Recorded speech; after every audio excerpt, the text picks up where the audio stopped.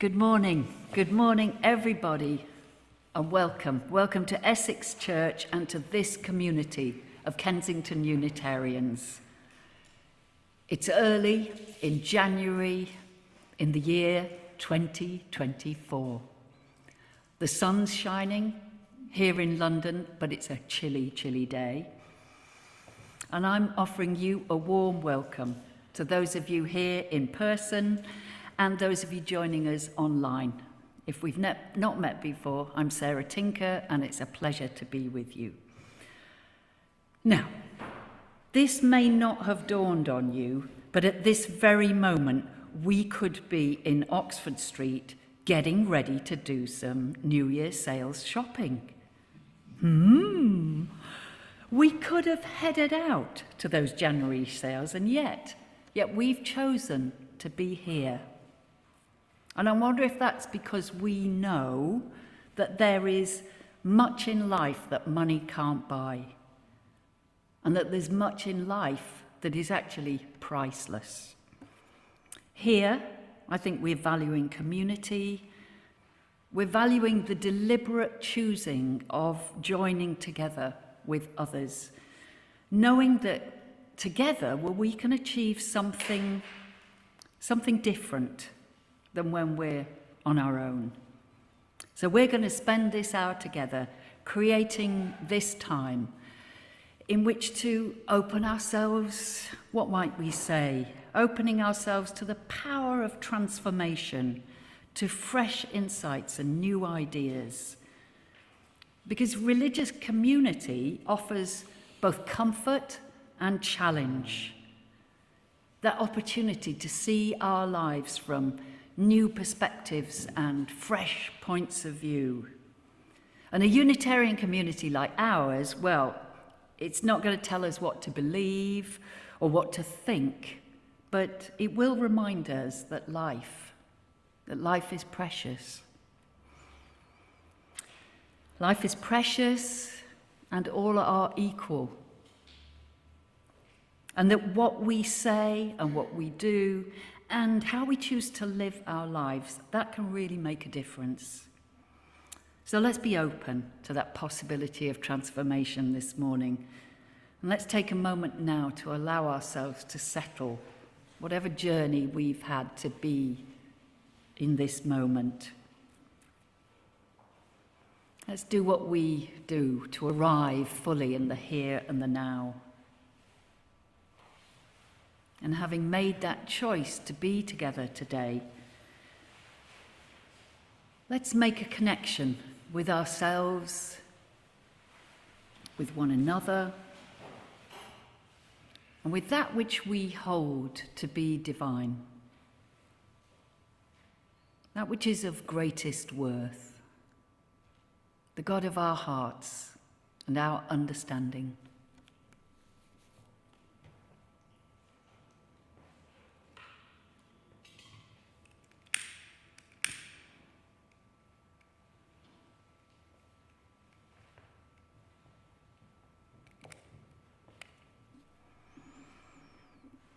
May this simple chalice flame, flickering a little at this moment, May it burn brightly for us this day and remind us of worldwide connections with progressive, Unitarian and Unitarian Universalist communities the world over.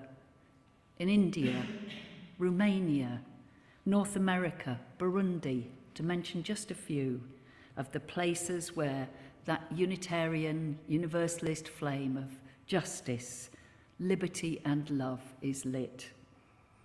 May this light touch our hearts and guide our steps. So, in today's service, we're remembering the traditional story of the visit of the wise ones to the infant Jesus, known as the Feast of Epiphany, also known as Twelfth Night, and it's often regarded as the completion of the Christmas festivities. So I think that's a good enough reason to sing a traditional carol, We Three Kings, and the words are going to be on your screens or they're on this handout that we've got in church. And do feel free, as always, to sit, stand, sing, or simply enjoy listening.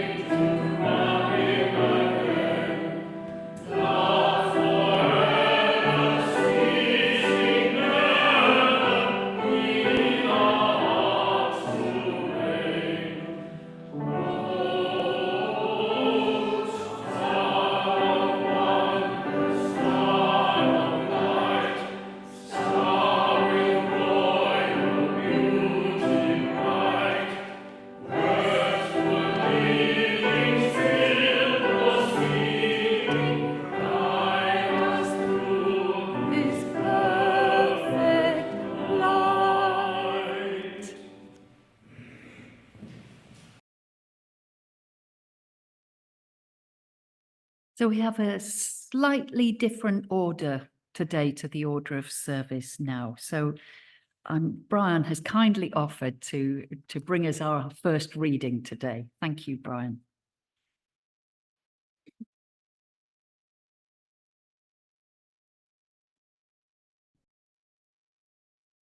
This reading is from chapter 2 of Matthew's Gospel and tells of the journey of the Magi. After Jesus was born in Bethlehem in Judea, during the time of King Herod, Magi from the east came to Jerusalem and asked, "Where is the one who has been born King of the Jews? We saw his star when it rose and have come to worship him." When King Herod heard this, he was disturbed, and all Jerusalem with him. When he had called together all the people's chief priests and teachers of the law, he asked them, "Where is the Messiah to be born?" "In Bethlehem in Judea," they replied. "For this is what the prophet has written. But you, Bethlehem, in the land of Judah, are by no means least among the rulers of Judah. For out of you will come a ruler who will shepherd my people Israel." Then Herod called the Magi secretly and found out from them the exact time the star had appeared. He sent them to Bethlehem and said, "Go and search carefully for the child. As soon as you find him, report to me, so that I too may go and worship him." After they had heard the king, they went on their way, and the star they had seen when it rose went ahead of them, until it stopped over the place where the child was.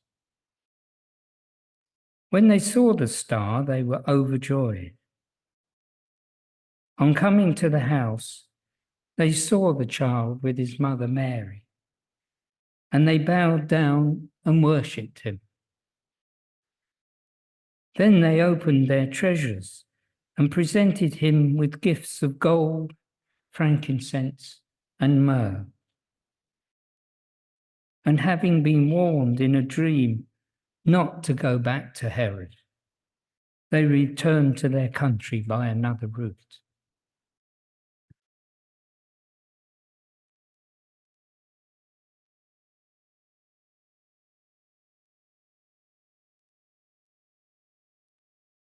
That biblical narrative, it really resonates with me. I don't know if it does with you. It's a story of old, I suppose. That story of the visit of the Magi, the wise ones who come to visit the infant Jesus. Well, it's a story many of us will have heard many times before. Hasn't it got some gripping themes of mysterious travelers with enough faith to follow a wandering star across desert lands, met by the tyrant Herod with his oily words, warned in a dream that they should return home by another route, traveling with gifts they then offered to the Christ child, the powerful bowing before the vulnerable. So my invitation now is to take some of these images into a time of prayer, and let's align ourselves with that which we hold to be of greatest worth. Let's allow ourselves to deepen and soften our sense of self, knowing that we are part of something so much greater than our small selves. We are part of all that exists. So let us pray for all that exists here on earth, that we might be guided in our life paths by intuition and inner guidance, by our own wisdom, as well as the wisdom of others. May we sense our part in the greater scheme of all that is, and know that we are not alone. Though it is part of being human to feel separate at times, yet truly we are one. And as one, we probably know the inner tyrants in our own lives. Our need to have our own way, perhaps, or our conviction that the way we see life is the only right way. Or may we be open to far more expansive realities. And may we in the year ahead increase our deeper understanding of the tyrannical parts of human nature and find ourselves aligned with love and trust and openness. May these qualities flourish for all people. And even as we wish one another Happy New Year, we know the reality that no year can be all happiness, no life, all sweetness and light. So let us instead wish one another the strength and companionship to deal with whatever life brings our ways. Let us encourage one another's joy and comfort one another in our sorrowful times.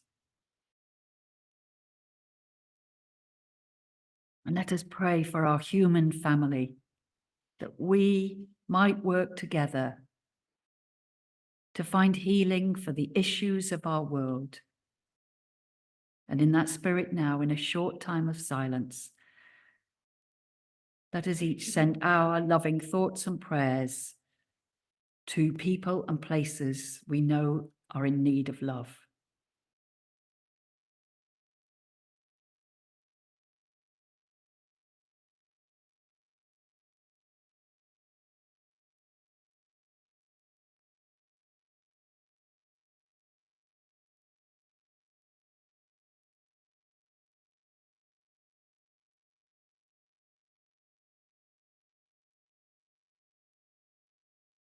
And may the spirit of life and love be with us all and guide our steps this day and all days, that we might individually and collectively find those paths of peace and fulfillment.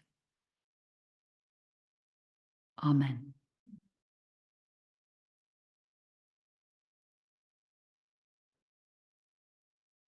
We get to sing again now. It's a song of aspiration. It's in this green hymn book, or words will appear on the screen. It's number 226, the Song of Peace, which is sung to the Sibelius tune that is so very beautiful, and of course written at a time when his own country, Finland, was facing tyrannical changes. And I think the tune itself seems to speak of our yearning for peace, and the words by Lloyd Stone really express that aching realization that most of us come to, that this world can look so very different from different opposing sides. So let's sing together for the peace of our world.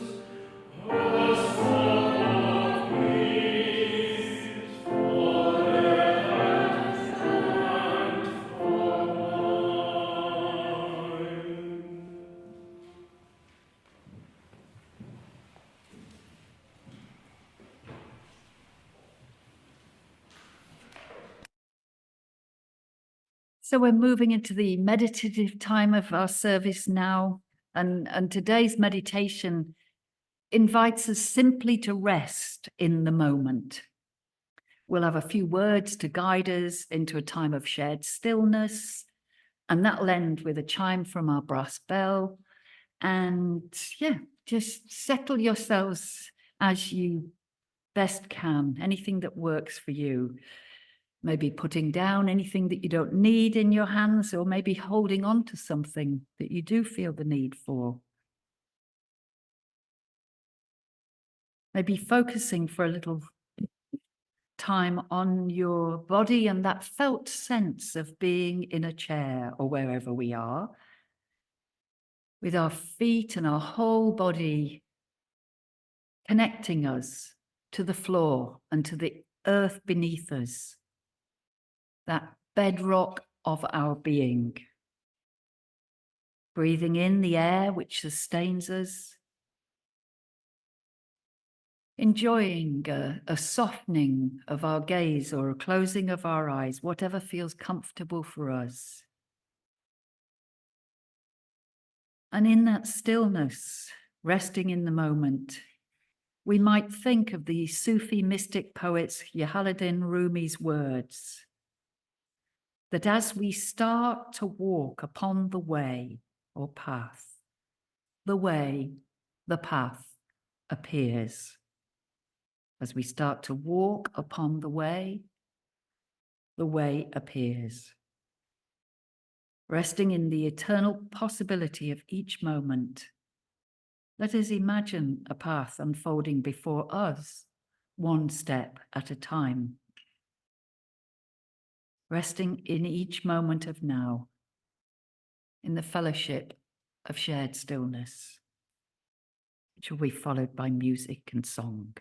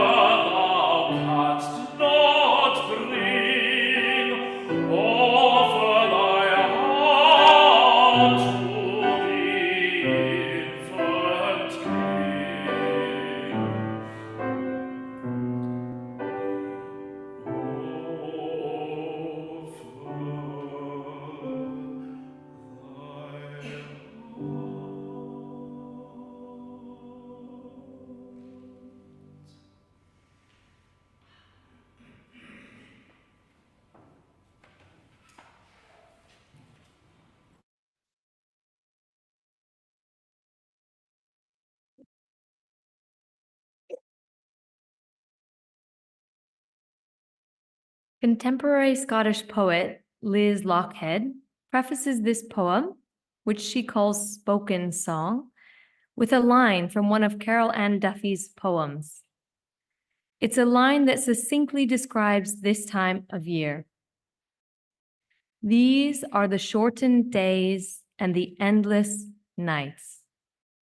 Carol Ann Duffy, from Meantime, 1993. Liz Lochhead takes that short line and weaves it into her own poem about this time of year. We've copied the start and the finish of the poem onto today's hymn sheet, and the whole poem will be on screens for those at home. Or you could find the poem later online to read again if it interests you. Lochhead in this poem describes the longing many of us experience at this time of year, a longing for light, and the way our faith can be restored by one clear, sharp, sunny winter's day. She writes of the brave, cold journey of the Magi, and in her closing line, she reminds us of the presence that there is in absence. Believe in the light's soul and spirit that's in its absence and our longing for it. Liz Lochhead's Spoken Song. Gloomy December, the doldrum days of the dead of winter. These are the shortest days and the endless nights. So wish for the moon and long for the light. Chill winds, relentless rain, dark to go to work in, darkness home again. But given just one fine day of sun and sharp, clean frost, our lost, maybe long lost faith, if for nothing more than the year's turning, comes back like the light comes back. A promise in our bleak midwinter yearning, once in a rare and clear blue noon, if we wish for the moon. Till then, the light's soul and spirit is locked in his absence and our longing for it.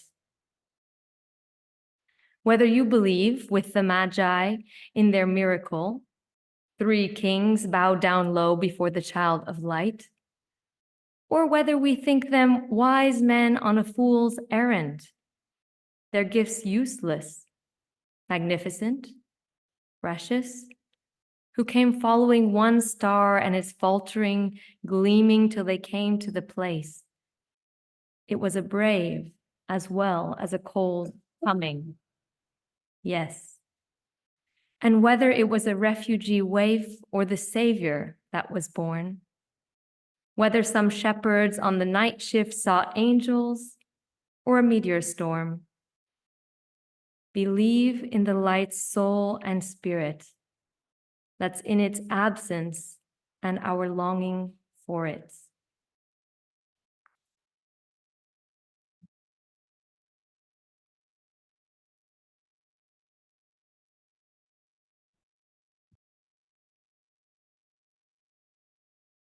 Thank you for that reading.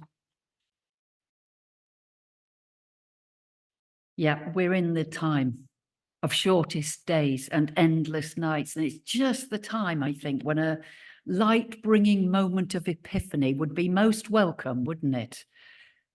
And that word, epiphany, even the word itself, has got something about it, hasn't it? I mean, it can be defined as a revelation of the divine on earth. And we also hear it, don't we, used in a more down-to-earth way as one of those aha moments when we see something perhaps in a new way, a deeper way maybe, waking up to new possibilities and ways of being.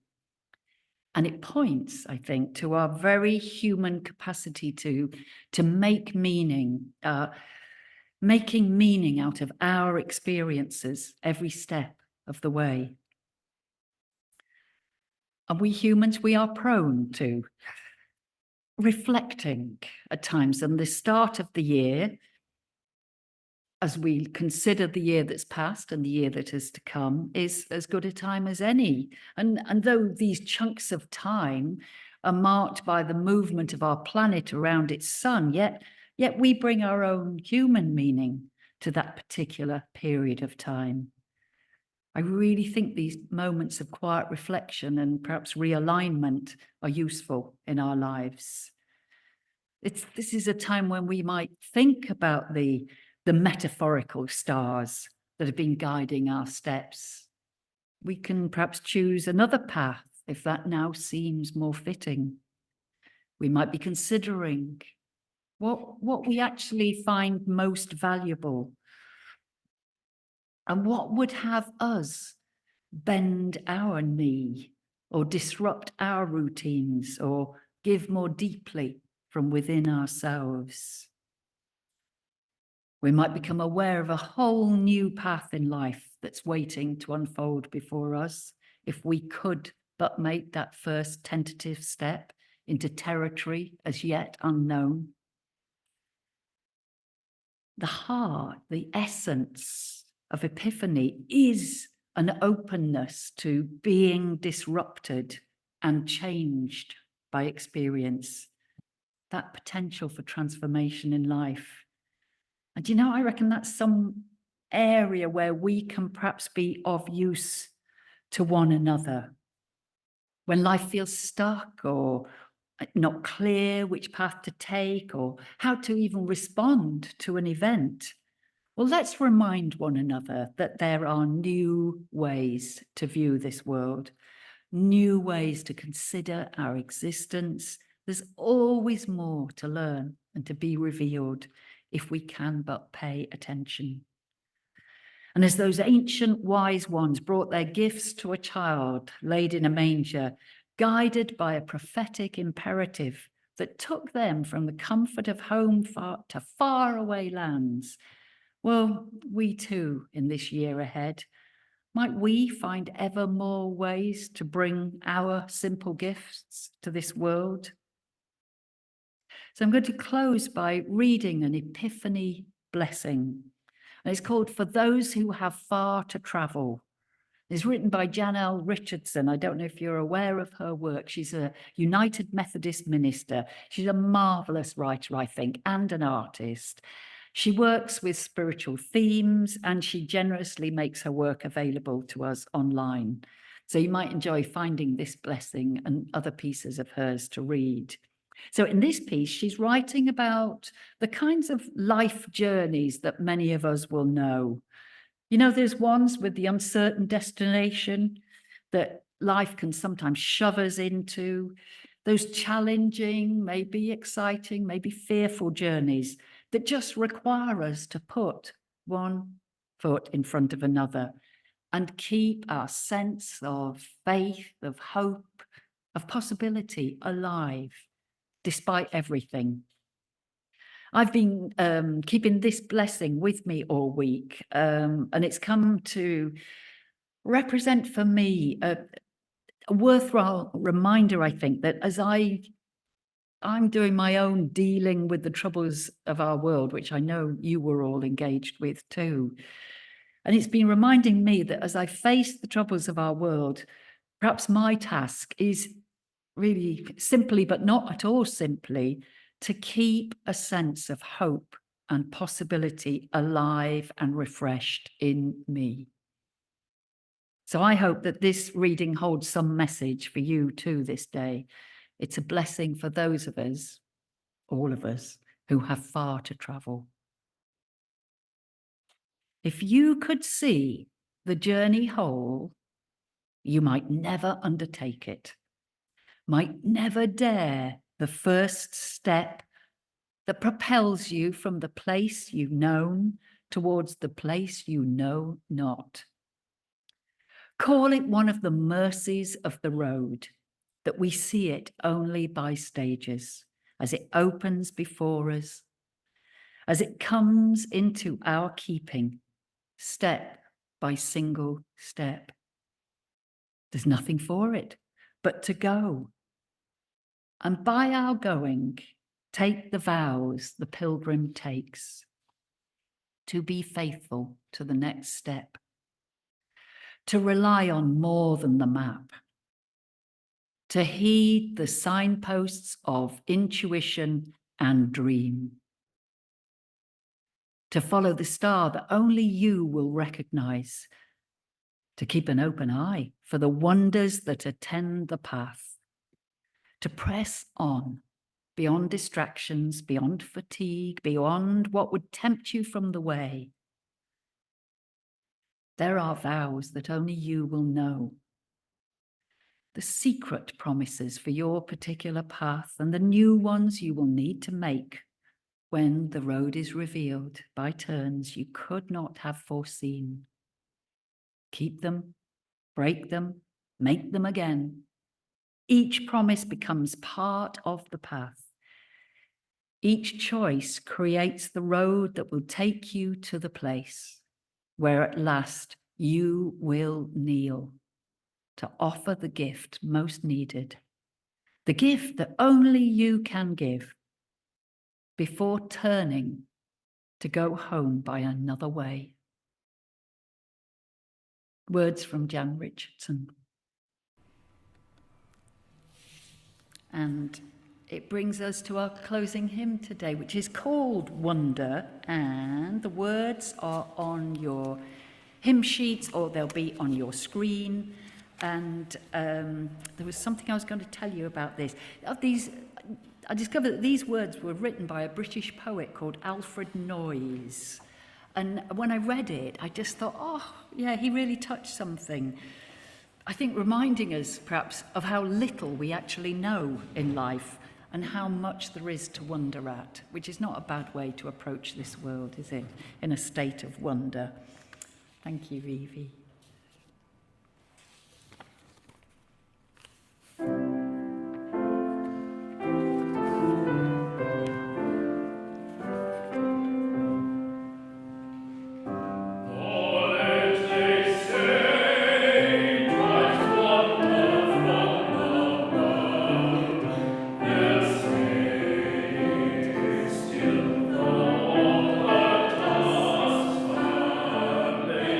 With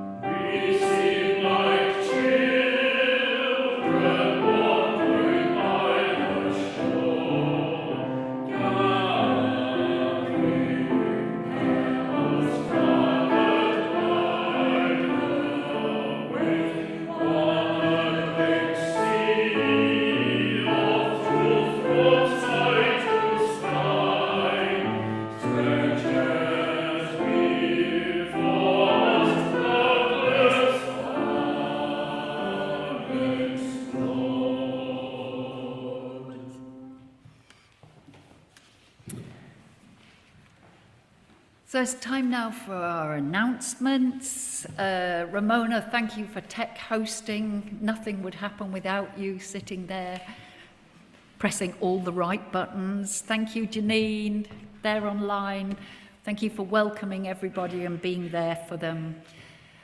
Thank you, Hannah and Brian, for reading and being prepared to take on a reading at the last moment. Thank you, Evie and Benjie. Lovely, lovely music today. Really great. Thank you to coffee makers and greeters who help to make this community a warm and welcoming place. And for those of you here in person, do stay and have a warm drink. And we have got mince pies, Christmas cake, ginger cookies, everything for you. Please eat. And those of you on Zoom, do please hang around and have a chat with Janine. There are, as always, various small group activities during the week, and I think I'd suggest, because here in London there's possibly a tube strike, just check. Send an email to check before you set out on any kind of a journey. But some things to highlight.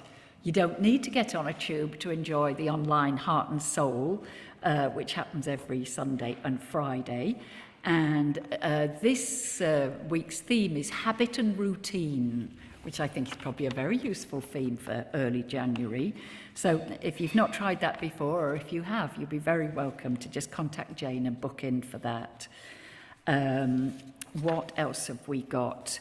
Sonia, you're doing your NIA dance class, and the strike will be over on Friday, so there's no excuse not to be here in church in person, 12:30. Or you've also got your online classes, haven't you, every Wednesday? So talk to Sonia about that. Community singing on Wednesday. I think that will probably still happen. So anybody who can hop on a bus, come along to that. Brilliant. Really good fun. Absolutely no skill required for that.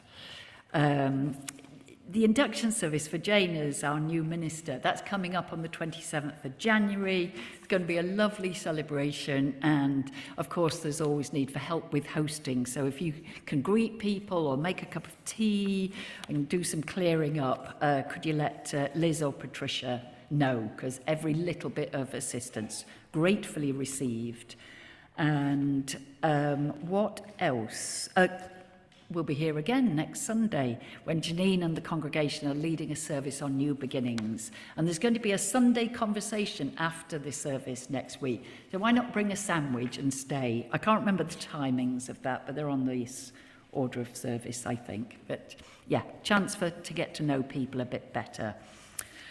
All the details of what's going on are on the back of the order of service, or they're in the email. If you don't get the weekly email, it's worth signing up for that. And yeah, let's do what we always do. Let's try and keep in touch with each other and nurture all those supportive connections. And I know I wanted to mention the February event, which is the looking into the future, and particularly looking at climate change issues. That's a national Unitarian event, and we get the pleasure of hosting it. There'll be more details around the place, and I know Liz is involved with that. It would be great to have members of the congregation come along, and we're having one of the founders of Extinction Rebellion speaking about their work, and there's various events going on during the day. So I think that's Saturday the 3rd of February. Definitely worth coming. And you actually get to book a place on that on Eventbrite. So we've reached the 21st century. I think that's everything. Hope I haven't forgotten anything. So now it's time for closing words and closing music now. Evie's going to play a great piece of Edvard Grieg's piano music for us. So that's something to enjoy. So everyone, let us step forward. Let us step forward, be it with courage or trepidation, into the territory of our living, this unknown land of potential and possibility, ever aware of ourselves as makers of meaning, as fellow companions on the road, and as bringers of gifts to this, our most precious world. Go well, all of you. Amen. And blessed be.